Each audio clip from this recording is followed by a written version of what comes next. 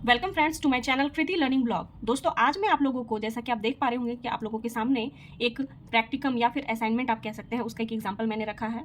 दोस्तों ज़्यादातर बीएड करते समय हम लोगों को हर एक कॉलेजेस में हर सेमेस्टर में प्रैक्टिकम या फिर असाइनमेंट बनाने के लिए दिया जाता है। तो मैंने मेरे फर्स्ट सेमेस्टर जो असाइनमेंट है उसका एक एग्जाम्पल आप लोगों के सामने रखी हूँ, ताकि आप लोगों को हेल्प हो सके अपने बीएड प्रैक्टिकम को रेडी करने में। तो दोस्तों जैसा कि आप देख सकते हैं, मेरे कॉलेज का नाम है जंगल महल टीचर्स ट्रेनिंग इंस्टीट्यूट। ये जो भी है हमारा आपका यहाँ पे ये मेरा फ्रंट पेज मैंने इसमें चिपकाया है। ये आपको कॉलेज के थ्रू से दिया जाएगा, जिस भी कॉलेज में आप पढ़ रहे हो, या फिर आप हो सकता है किसी और के थ्रू से जुगाड़ कर सकते हैं। तो इस तरह से आप फ्रंट पेज में एक प्रिंट आउट निकाल के आप चिपका सकते हैं, जिसमें आपका नेम प्लेट रहेगा, सब्जेक्ट रहेगा, टाइटल रहेगा, रोल नंबर वगैरह लिखने की एक स्पेस रहेगी। ठीक है, इस टाइप का फ्रंट पेज लगा सकते हैं। उसके बाद आ जाता है दोस्तों सबसे पहला पेज जो हमारा आता है प्रैक्टिकम का वो है एक्नॉलेजमेंट।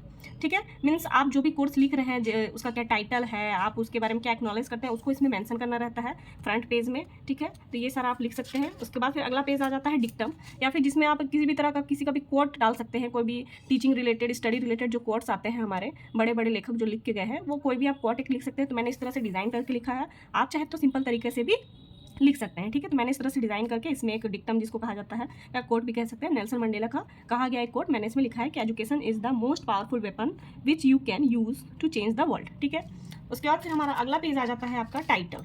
आपका जो भी प्रैक्टिकम उसका जो टाइटल है सब्जेक्ट का, उसको आप यहाँ मेंशन कर सकते हैं। मैंने इसको भी इस तरह से डिज़ाइन से किया, आप भी सिंपल तरीके से कर सकते हैं, या फिर और भी बेहतर डिज़ाइन के तरीके से भी कर सकते हैं। बहुत सारे कॉलेज क्या है दोस्तों, प्रीफर करते हैं कि नहीं आप सिंपल तरीके से ही दें एक स्टैंडर्ड वे में, और बहुत सारे कॉलेज चाहते हैं कि आप कुछ उसमें मेहनत करें, कुछ क्रिएटिविटी करें। तो आप दोनों तरीके से ही दे सकते हैं according to your college needs. तो ये रहा टाइटल पेज, थर्ड पेज जो कि है।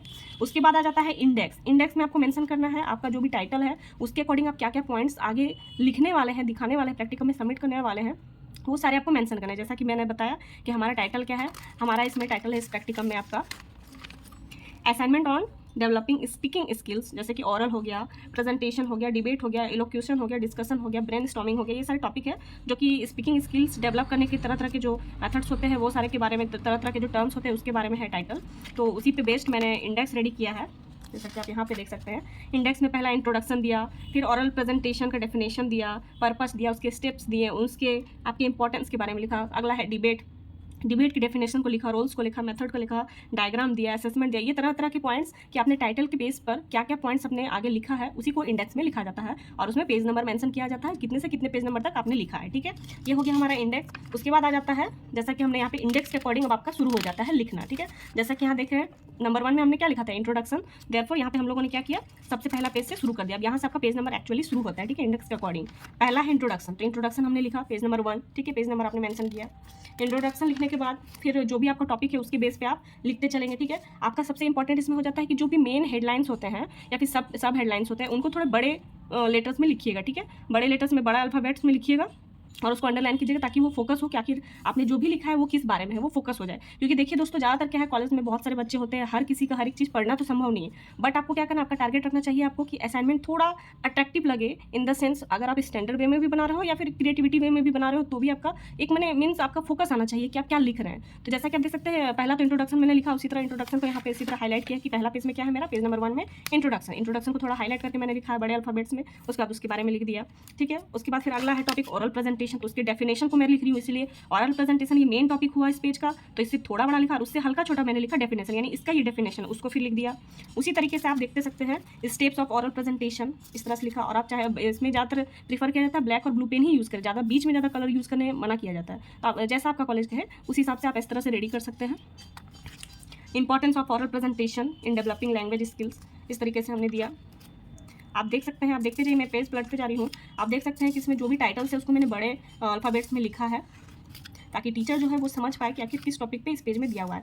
और हाँ, इसमें सबसे इंपॉर्टेंट, एक ही पेज में आप 2 टॉपिक घुसाने की कोशिश बिल्कुल भी मत कीजिएगा। ठीक है, आपका पेज बच जाए, चाहे आप इतना ही दूर लिखें, पूरा पेज बच गया, कुछ भी हो, एक टॉपिक एक पेज पर बस एक ही टॉपिक लिखने की कोशिश कीजिएगा। कोशिश नहीं, बिल्कुल एक ही पेज में एक ही टॉपिक लिखिएगा, 2 टॉपिक बिल्कुल मत घुसाइएगा।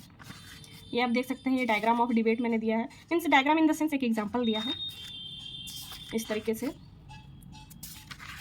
डिस्कशन का डेफिनेशन दिया हुआ है, क्लासिफिकेशन ऑफ डिस्कशन हो, क्योंकि यहाँ पे आप सोचेंगे कि यहाँ पे तो मैंने 2 घुसा दिया, 2 नहीं, एक्चुअल डिस्कशन का ही डेफिनेशन प्लस क्लासिफिकेशन मैंने दे दिया, मैंने इसी का छोटा सा ही पार्ट दिया है। इसीलिए अगर यहाँ डिस्कशन रहता, यहाँ पे इलोक्यूशन अलग एक टॉपिक रहता, वो एक साथ हम नहीं घुसा सकते, बट इसका सिंपल सा 2 पार्ट है, छोटा सा एक डेफिनेशन और ये है, तो इसलिए मैंने डिस्कशन का ही पार्ट को एक पेज में दिया है।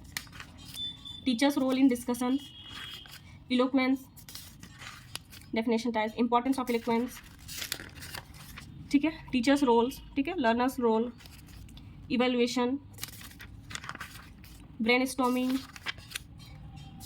in the classroom, importance of brainstorming in acquiring language, assessment। और अल्टीमेटली आप जब भी अपना प्रैक्टिकम खत्म कर रहे हो या अपना असाइनमेंट कंप्लीट कर रहे हो तो लास्ट में आपको रेफरेंस जरूर देना। मीन्स आपने जो भी ये पॉइंट्स लिखे, जो भी ये सारे पॉइंट्स वगैरह लिखे हैं उसके बारे में डेफिनेशन जो भी आपने लिखा वो आखिर कहीं ना कहीं से तो आपने लिया ही है, तो उसी को आपको यहाँ मेंशन करना क्या कि किस किस बुक से, या फिर अगर आप किसी वेबसाइट से भी लिए तो उस वेबसाइट का भी नाम आपको मेंशन करना पड़ेगा। आपने कहाँ कहाँ से लिया है उन सबको रेफरेंस में दिया जाता है, यानी आप कहाँ से किस किस पॉइंट्स को लिए हैं वो सारे मेंशन करने पड़ते हैं, तो इसे कहा जाता है रेफरेंस, जो कि सबसे हमारा लास्ट पेज होता है। ठीक है, तो ये था हमारा दोस्तों प्रैक्टिकम का एक, तो ये था हमारा दोस्तों प्रैक्टिकम का एक एग्जांपल। आई होप आप लोगों को पसंद आया हो।